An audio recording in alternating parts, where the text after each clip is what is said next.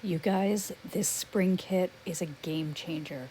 I've been struggling for months trying to get my bed leveled correctly. I was getting so much spaghetti, just a hot mess with my 3D prints.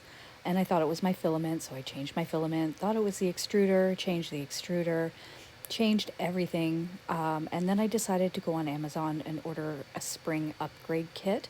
And I also changed my Bowden tube to a Capricorn tube.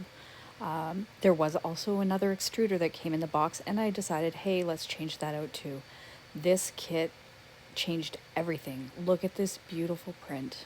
I've been printing all week, and every single print has been flawless.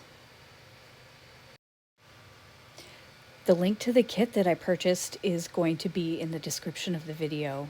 Thanks so much for watching. I really hope that you will like this video and subscribe.